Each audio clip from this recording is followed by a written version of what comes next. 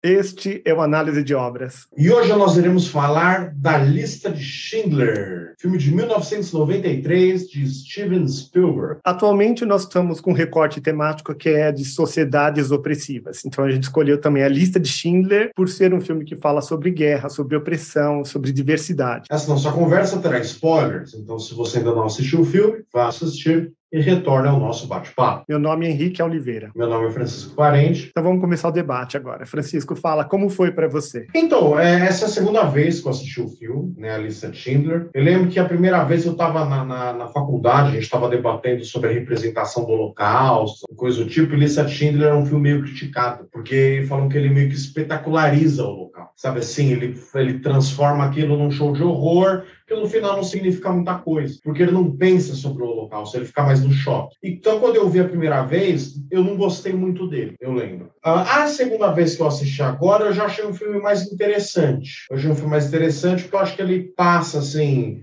Eu acho que ele tem esse mérito, né, dessa produção americana de conseguir recriar como era o ambiente, aquele desprezo dos nazistas, né, o que era um judeu correndo nos guetos durante aquele massacre. Então eu acho que o filme ele tem sim seus méritos. Eu acho que é um filme que ele merece ser visto sim.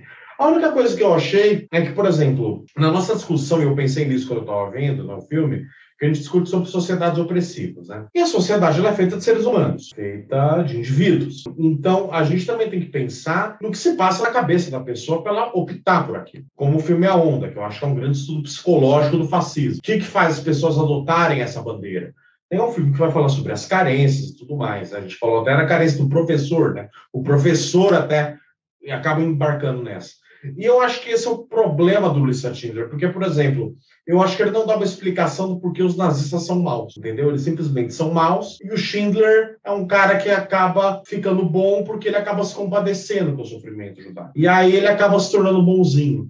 Mas eu achei que faltou, assim, explorar a questão de um modo mais profundo. Tá, vamos lá, eu vou tentar juntar com o que a gente já vem falando com a Lista de Schindler. Primeiro, é Steven Spielberg, que a gente está falando aqui. O cara é uma figura apoteótica. E o que acontece? Como você entra dentro da casa das pessoas e conta uma história? Porque você pode contar essa história de uma forma muito terrível. Inclusive, os livros de histórias, os filmes de guerra, às vezes, eles querem ser tão diretos e objetivos e retos, sabe? Que machuca as pessoas, mostra aquele monte de brutalidade e não toca os corações, porque para também comunicar com o ser humano, a gente precisa, né? Precisa de um pouco de doçura, precisa de um pouco de algo terno que venha junto com o processo. E aí, quando ele conta a Lista de Schindler, ele escolheu, primeiro, rodar em preto e branco esse filme, para retratar a época. Ele escolheu mostrar a brutalidade, mostrar, por exemplo, a riqueza e a fartura dos alemães em contraposição aos judeus. E ele procurou contar uma história meio de romance, meio de alguém que se compadece, de alguém que se transforma. A história do herói, né, que a gente sempre estuda, né, o percurso que o herói percorre nas narrativas. Ele entrou na casa das pessoas, entrou na nossa vida contando essa história e falou sobre o nazismo de uma forma talvez honesta, doída e machucada, mas ao mesmo tempo, peraí, existe alguma esperança, existe alguém que faz alguma coisa. Porque você só mostraria a brutalidade para ser verdadeiro, para ser fidedigno ao que aconteceu? Então, tem de lembrar que um filme, muitas vezes, principalmente esses blockbusters, esse filme foi um sucesso. Ele foi nomeado para vários Oscars, acho que para 10 Oscars, ele ganhou 7. Quer dizer, é uma coisa assim estrondônica. Do ponto, você, que é um comunicador, não é interessante partir de uma ideia mais doce, mais, talvez até um pouco piegas? Você usou essa palavra hoje mais cedo, antes da gente começar a gravação, para conseguir tocar corações e conseguir passar a sua mensagem? Então, eu acho que, assim, é válido porque comunica. Que nem você falou, não é todo mundo que vai conseguir ver um documentário como Shoah, que é um documentário de 10 horas pegando relato de pessoas falando o que aconteceu com elas durante a Segunda Guerra Mundial.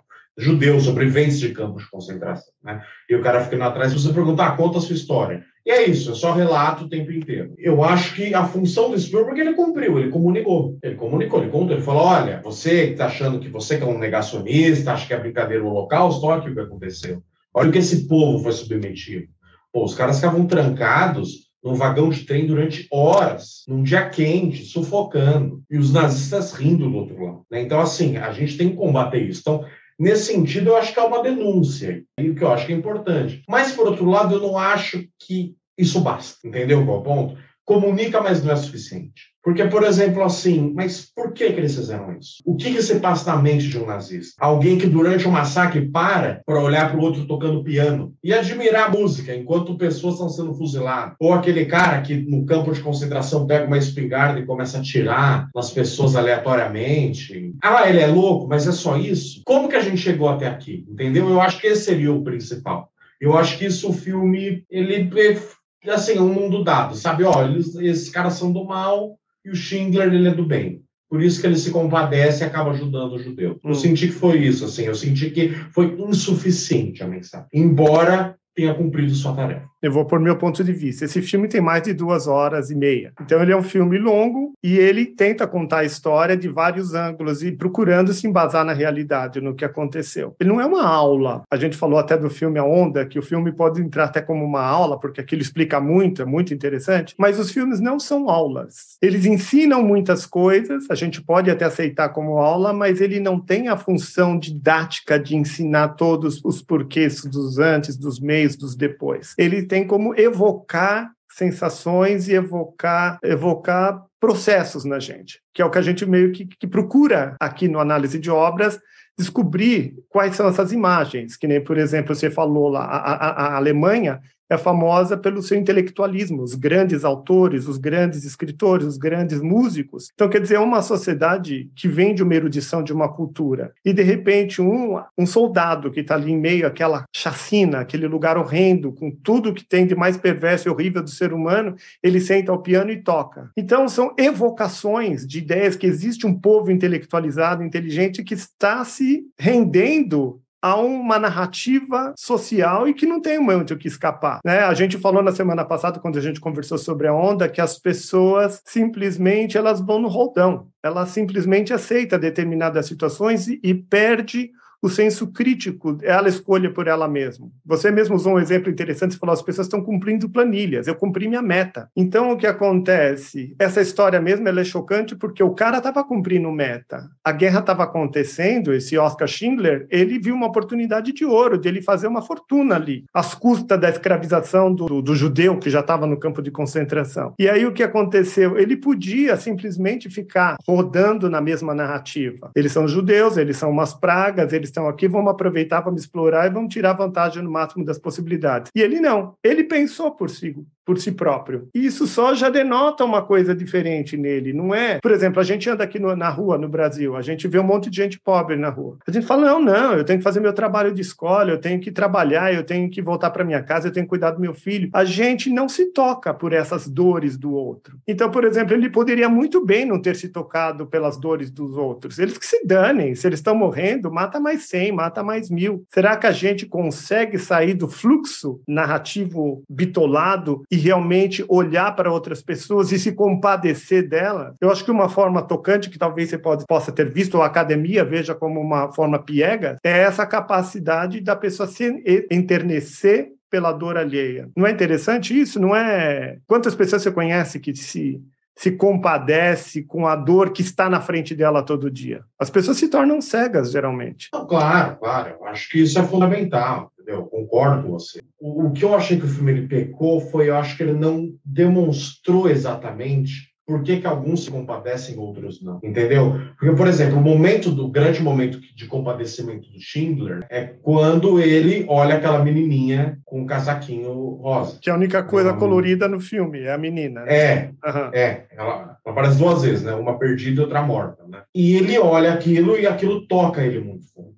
Parece que ali ele deixa de ser um nazista, porque ele era um nazista, ele era parte do Partido Nazista, embora ele não ele não colocasse a mão na massa, ele estava se dando bem com aquela situação. Ele era um nazista, ele convivia com nazistas, ele andava com o broche nazista. Mas aquele momento parece que vira a cabeça dele, ele se compadece. Mas por que os outros soldados não se compadeceram? Entendeu qual é o ponto? Então, quer dizer assim, Eu acho que esse compadecimento... Mas como você explica isso? Porque você falou agora, eu acabei de pensar na Madre Teresa de Calcutá, tá? Lá tá né, é outra situação, é outro lugar, é outra conversa. Mas como num lugar com tamanho sofrimento, tantos indianos convivendo naquele lugar, uma pessoa se compadeceu e quis criar obras e mais obras, fez política, fez trabalhos sociais de todo quanto é tipo para poder ajudar outra pessoa, e a grande maioria das pessoas não se compadece, não estão nem aí, estão preocupadas consigo próprio. Como você explica isso? Isso tem explicação? Como isso acontece? Como é esse fenômeno? É tipo Neo. É tipo uma coisa nova, não é padrão. O padrão é eu cuido do meu e você que se dane. O padrão é o não reconhecimento, né? Eu acho que sim, não é? É uma conclusão que a gente pode pensar conjuntamente aqui.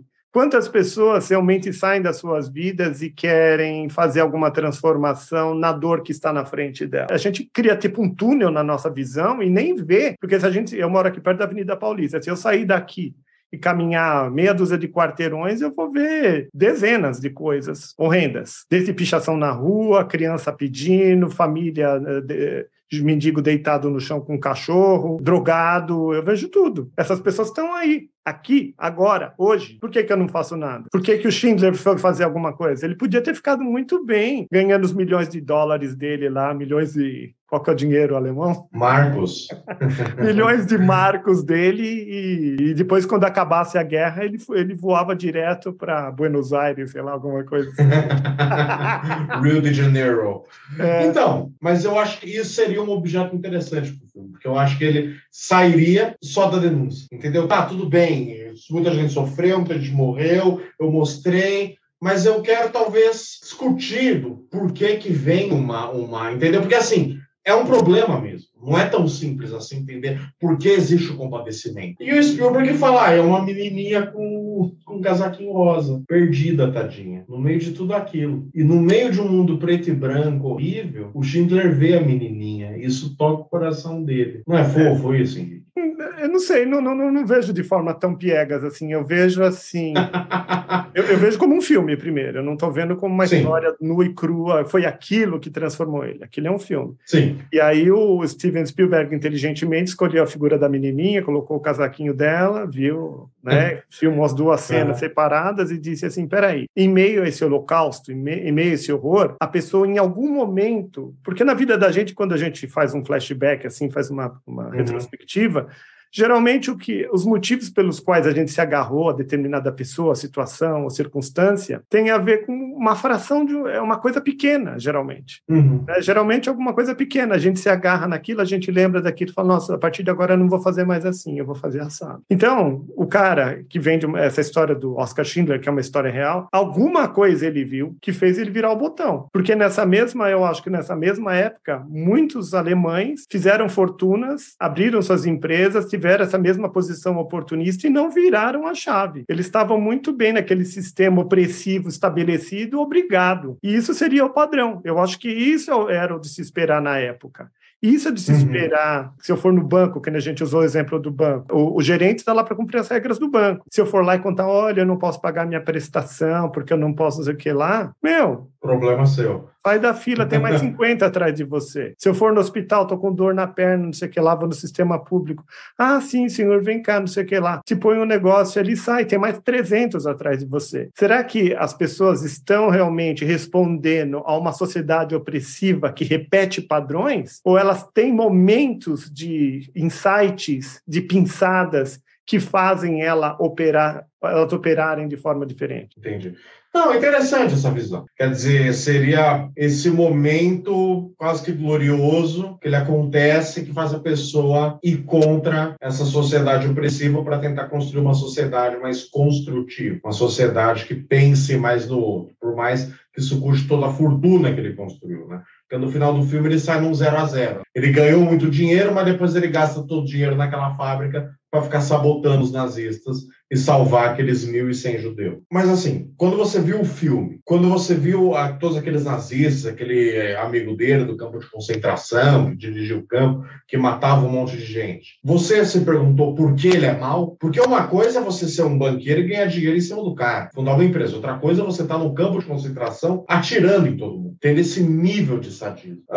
Você se perguntou isso quando você viu o filme? Então, tipo, por que esses caras estão aí fazendo isso? Será que eles são só técnicos? Ou será que tem um prazer, um sadismo? Não, então, isso me faz questionar hoje, né? Porque aqui a gente está se dando a oportunidade de conversar, né? Duas pessoas que assistiram um filme, que gostam desse tipo de análise, para falar, mas por que ele fez isso? O que acontece com as pessoas? Ele é uma pessoa má? Será que ele já era uma pessoa má? E simplesmente abriu a porta, agora você pode atirar. Eu tinha um rapazinho que trabalhou comigo, e ele era novo, ele era jovenzinho, e ele falava assim, nossa, se amanhã eu soubesse que fosse dia do apocalipse, eu subiria num prédio e pegaria uma arma tipo sniper, e eu adoraria atirar nas pessoas, adoraria matar as pessoas, porque elas iriam morrer no dia seguinte mesmo, mas eu adoraria subir no topo de um prédio e atirar e matar de verdade as pessoas. Porque é o que ele fazia no jogo. Ele simplesmente não pode fazer isso, porque não pode, ele vai preso, ele sofreria, a família dele sofreria e tudo mais. Quando ele me falou aquilo, a partir de um lugar tão verdadeiro e tão inocente, aquilo me deu um choque. Então, hoje eu estou falando disso porque me lembra, na cabeça dele, quão prazeroso seria poder subir num prédio e matar as pessoas. Olha, curioso. Então, eu fico imaginando quanta gente não existe na sociedade cheia de ódio, cheia de angústia, cheia de coisa, ou até um prazer sádico mesmo de atirar, de ver outro sofrer, ou não ter a menor ideia do que é a dor do outro. A pessoa vive na ideia dela, talvez na ideia de um joguinho mesmo. Que legal, aponta na cabeça, pá! Aponta na cabeça, pá! Sem a menor empatia. E, de repente, abre-se um sistema que fala, você pode fazer isso. Vai lá, meu! Faz que dá, faz que pode, faz que você tá certo. E esse cara aí, que é o cara é o SS lá, o oficial, né? Ele teve que criar o campo de concentração, então ele colocou gente lá e ele podia simplesmente, na sacada do prédio dele, eu assisti inclusive um vídeo falando na vida real, era isso que ele fazia mesmo. Ele subia lá todo dia antes de tomar o café da manhã e matava uma pessoa. O que você acha?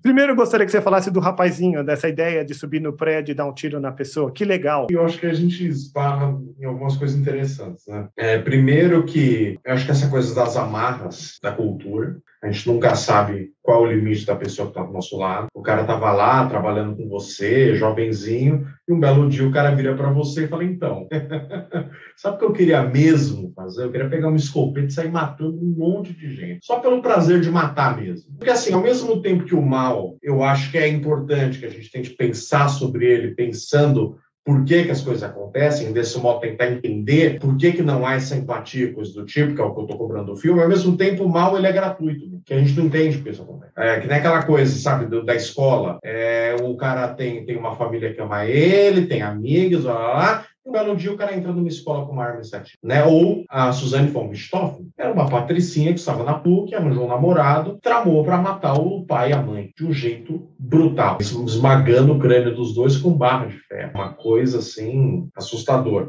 Então, assim, eu acho que o mal, ele tem uma certa camada de gratuidade. Tipo, assim, ao mesmo tempo que eu falo, pô, mas por quê? Por que isso aconteceu? Ao mesmo tempo, talvez seria muito mais fácil acontecer do que eu estou imaginando. Né? O que aquele cara era antes de virar oficial do campo? Ele era um policial? Ele era um sniper da polícia alemã? Ele tinha lutado na Primeira Guerra, ou ele era um galinheiro? Ou ele era um cara que trabalhava na contabilidade? Para ter chegado a um posto de alto, né, de alto comando, alguma coisa, de algum lugar mais assim, relacionado ao poder, ele deveria ter. Agora, o problema é ele foi avalizado em algo que ele já gostaria de fazer. Uma pessoa que vá trabalhar nas Forças Armadas ou vá trabalhar no sistema policial, será que ela está verdadeiramente imbuída em ajudar as pessoas caridosamente? Ou será que ela tem tem um quê dentro dela da violência que quer se expressar e ali é uma panela fervendo. É uma oportunidade de vazar algo que é natural para ela. Talvez tenha as duas coisas, mas numa questão de guerra ou mesmo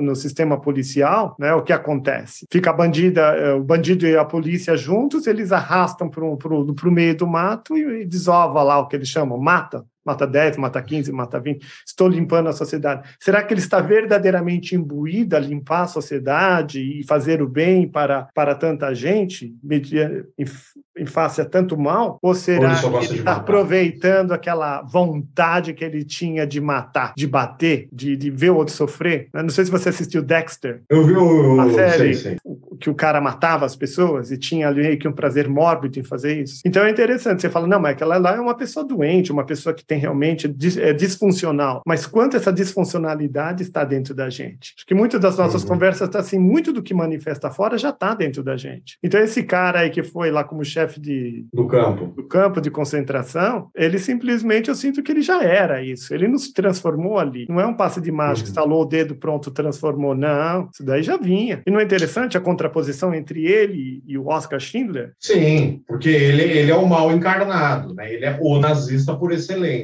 O que também não difere dos outros soldados que massacraram todo mundo lá, envolvendo o Mozart, né? Aí o Schindler é o cara que ele conseguiu voltar atrás, ele conseguiu ter a sua redenção no filme, né? Conseguiu salvar aquelas vidas e fazer uma geração de famílias judaicas prosseguirem. Mas é interessante isso, né? Porque assim, a nossa sociedade, ela tenta combater o mal ou ela tenta usar do mal das pessoas? Sabe? Tipo assim, aquela ideia de que tem muitos psicopatas que são líderes de empresa, são ótimos administradores ou políticos, que é aquele cara que ele não tem empatia nenhuma, ele é frio, ele é calculista. Quer dizer, a nossa sociedade, ela fomenta pessoas desse tipo, ou você acha que ela abre brechas para pessoas assim, sabe, ganharem poder e crescerem? Porque, por exemplo, um chefe psicopata é um chefe que vai pensar no lucro o tempo inteiro, né? Que se dane que o seu filho está no hospital. Não perguntei isso. E se você não fizer hora extra hoje, eu vou te mandar embora. Porque tem outro para pegar seu lugar. E talvez eu pague até menos para ele. Você acha que, de certo modo, a nossa sociedade, ela negocia com o mal dos outros? Tipo assim, é bom ter policiais que são assassinos, serial killers, porque, tipo, eles fariam um trabalho sujo que, entre aspas, tem que ser feito em algumas circunstâncias?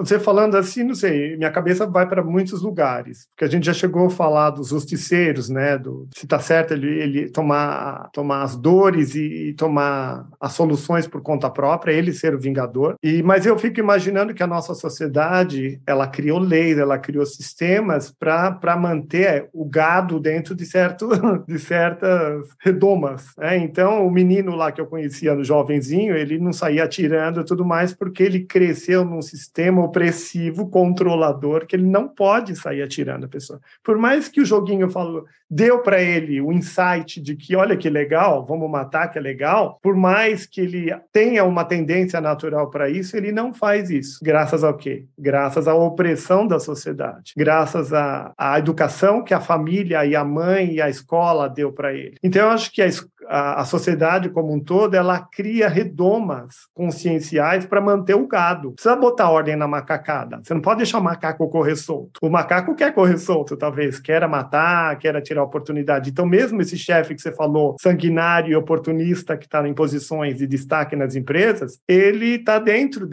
circunscrito a essas regras e normas. Ele não pode fazer o que ele quer. Talvez a maldade dele, ainda ele consegue procurar brechas e fórmulas de torcer o torniquete para fazer o outro sofrer. Mas ele tem limites, né? Hoje em dia temos um sistema trabalhista, né? Se você vai no advogado aqui na esquina e fala, ai, doeu, pronto, já cria-se todo um negócio contra o patrão, contra a empresa, contra tudo. Então, hoje existem muitos sistemas de proteção, né, nesse controle, nessa sociedade opressiva, né? A gente mesmo falou disso no filme A Onda. Os sistemas de controle, ele é libertador. As normas, elas são libertadoras para o cidadão. Ela acaba criando, às vezes, o resíduo de opressão, ela acaba oprimindo, mas, inicialmente, ela teve a ideia de botar ordem, né? Um sistema trabalhista em ação, ele está querendo preservar o trabalhador, para o patrão não oprimir ele do jeito que ele quer, não pode dançar o tango em cima dele. Não, sim, interessante isso. Quer dizer, existe uma consciência de um mal do exercício do poder. Mas, ao mesmo tempo, também eu acho que tem modos de driblar isso. Tipo assim, se você sair e processar sua empresa vai te queimar na área e você nunca mais vai conseguir emprego nela. Eu já vi alguns casos que aconteceram assim. E não é bom que seja assim, porque são sistemas de controle. Cai o primeiro disjuntor aqui, tem um segundo disjuntor, tem um terceiro disjuntor, tem um quarto disjuntor para proteger o sistema se segurando. Isso faz me lembrar do Matrix, né, do Neo, lá das vários sistemas de controle que precisa cair para ele conseguir entrar na porta de luz.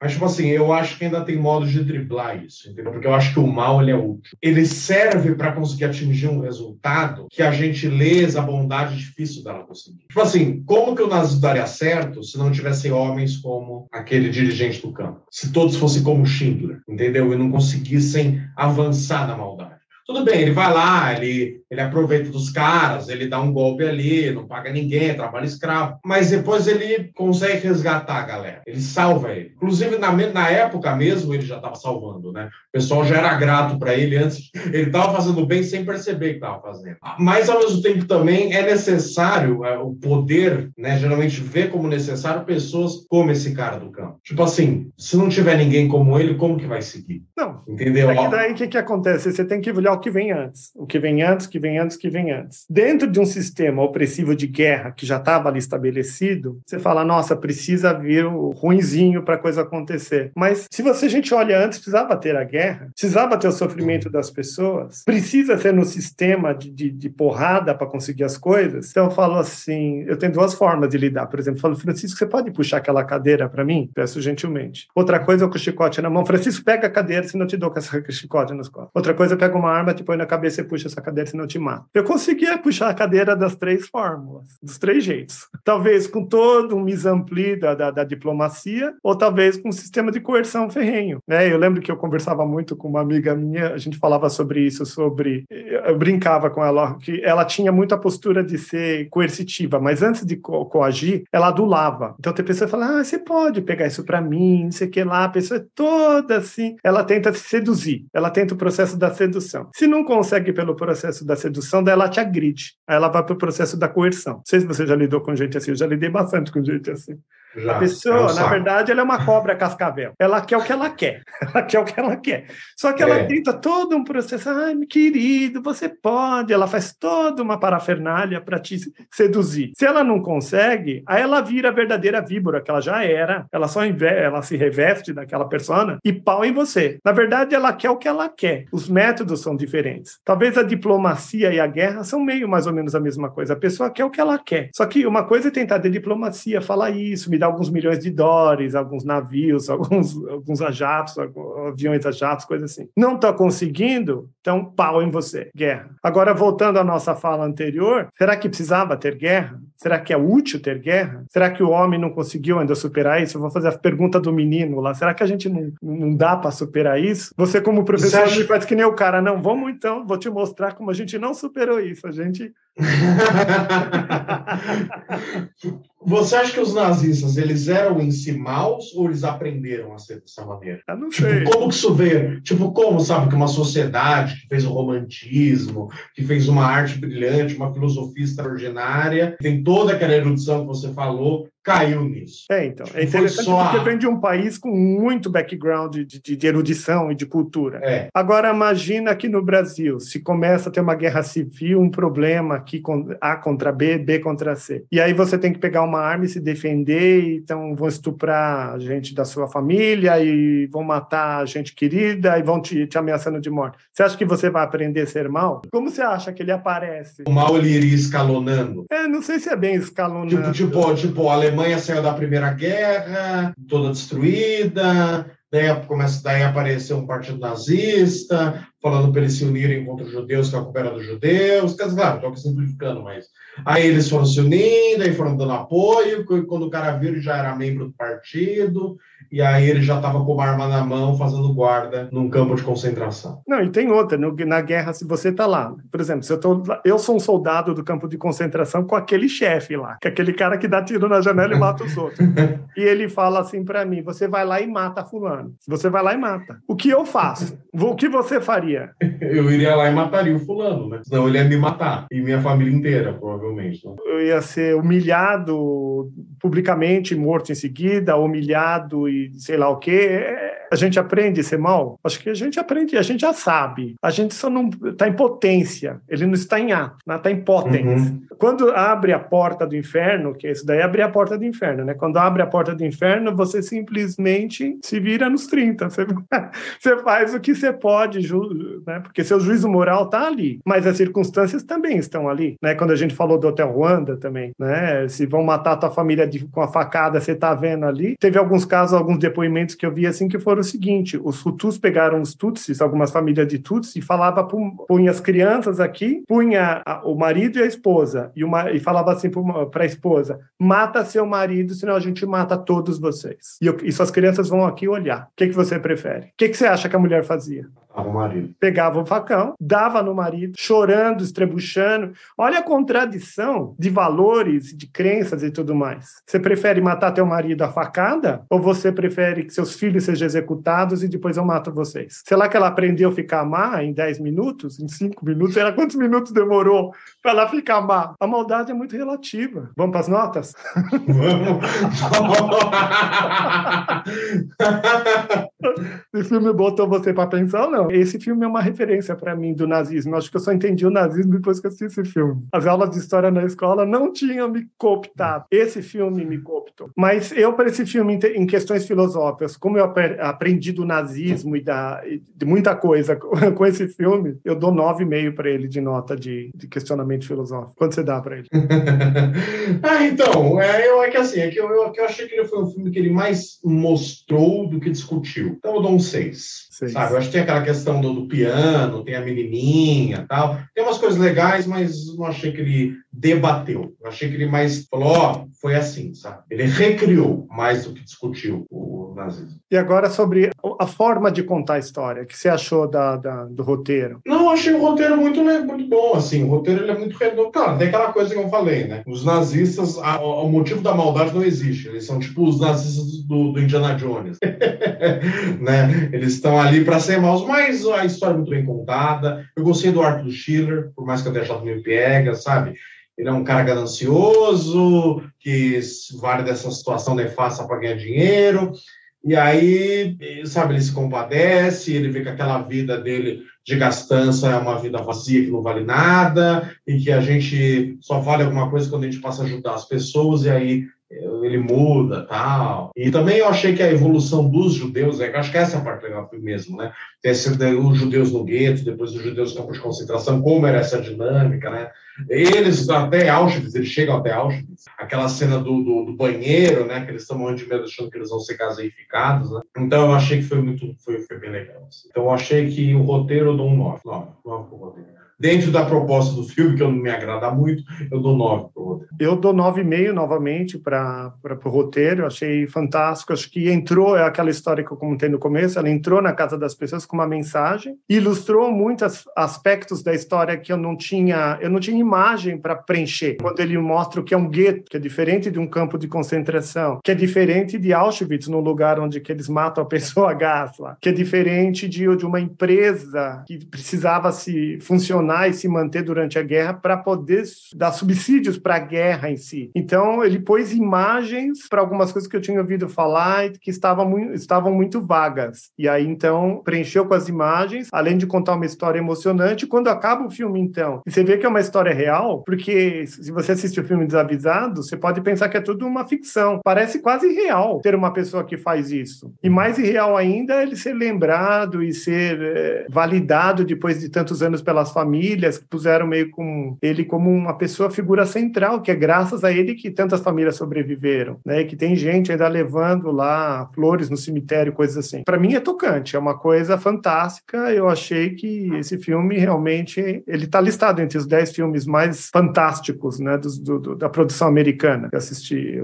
um vídeo aí falando sobre isso. Então, eu concordo com eles. Eu acho que realmente é fantástico. E último, o que é o último? Como se encaixa na nossa proposta de discutir sociedades opressivas? Não, eu acho que se encaixa bem, assim, né? Eu acho que ele mostra esse auge. Quer dizer, assim, esse auge, porque, assim, quando a gente falou do Hotel Ruanda, a gente falou de um momento que as pessoas enlouqueceram, pegaram facões e saíram matando todo mundo. Agora, aqui a gente está falando de uma organização burocrática que transforma judeus, né, em números a serem reduzidos a zero. Então, aqui eu acho que é um bom, como você falou, um bom modo para ilustrar o que seria, assim, essa sociedade opressiva no seu auge. Você ter ali o cara lá, o dono do campo de concentração, ter o subordinado dele, ter aquela polícia, fala, você vai para cá, essa é a fila, né? Tem aquela cena muito recorrente do filme, que é as mesinhas abrindo para os caras pegarem os nomes. Esse é o grande, digamos, filtros, né? Sabe aquelas pecinhas que ligam uma peça na outra, que faz mexer? Entendeu? Aquelas mesinhas eram isso. Eram as mesinhas que falavam, você vai para cá, você vai para lá, colocava o nome de todo mundo ali, e era a burocracia funcionando. Talvez aquele era o grande coração do instrumentário nazista, né? Não era a câmara de gás, as metralhadoras, as bombas, mas era o papel e a tinta que decidiu o destino de todo mundo. Eu gostei de você falar disso porque eu fiquei imaginando como os alemães, que têm essa tradição de ordem, disciplina e tudo mais, eles se mostram, inclusive, a partir dessas mesinhas que você acabou de mencionar. Eles são pessoas burocráticas. Espera aí, você está jovem, saudável ainda, você volta, você já vai ali para morrer. Então tem essa coisa, essa morte assistida, essa chacina assistida, essa coisa intelectualizada, racionalizada. Diferente de você falar na guerra, olha, os Tutsis são baratas, e a própria população pega o facão e vai matando caoticamente. Não foi assim. O alemão, muito alemão, acho que meio periférico, não estava nem entendendo o que estava acontecendo, que era o campo de concentração. Muitos alemães, durante a guerra, eles não conseguiam entender. Não é que nem hoje que a gente tem todo esse sistema de comunicação funcionando a todo vapor. As pessoas estavam presas no seu localismo. Então, elas não entendiam o que estava acontecendo nesse monte de coisa. Então, é interessante ver isso, que é uma estrutura caótica em total erupção e um sistema totalmente controlado. Você morre, você fica. Você morre, você vai para lá. Você vem para cá, você vai para lá. A maldade em linha de produção, enquanto a outra era a maldade solta. Então, eu acho que revela uma sociedade opressiva, assim. Sociedade pelo controle. A gente falou também disso outro dia. Como, num sistema nazista como esse, a regra era matar. Ela estava balizada pela estrutura de comando, talvez por grande parte da população, e a regra era opressiva e segue opressiva. Então, nem sempre a opressão fala assim, não, vamos eliminar a opressão. A opressão é o que a gente quer. A gente quer realmente oprimir isso aqui, a gente quer reprimir aquilo, a gente quer retirar alguma coisa. Ela é bem-vinda, a opressão é bem-vinda. Não, concordo plenamente com você. Eu acho que é por aí mesmo, né? Eu acho que se é conveniente ao poder, a opressão é bem-vinda. Por isso que eu acho que esse filme eu dou uma nota 9 para ele, com relação a ilustração, né? Esse auge da sociedade opressiva. Não, eu dou 9,5. Eu dei 9,5 nas três coisas, porque é quase 10. Geralmente eu dou 10 quando eu me sinto assim, extremamente... Eu acho que é demais, que a coisa é fantástica, extrapolou tudo. Né? Que nem na Onda eu dei 10, 10, 10, 10, porque eu achei que aquele filme ele extrapolou tudo. Seria o ápice da cinematografia. Sabe? A pessoa comunicou de uma forma, assim, máxima. Mas nesse filme, eu acho que está perto do máximo. Eu achei um filme que tocou minha vida e deve ter tocado a vida de milhares de pessoas. Então, você aí que está nos assistindo, o que você achou? Esse filme tocou você? Você achou coerente o que eu e o Francisco dissemos aqui ou não? Então é isso aí. Deixe seu like, deixe seu comentário e compartilhe nas redes para que esse debate consiga alcançar mais pessoas. Tchau, pessoal. Até a próxima. Tchau, pessoal. Até a próxima.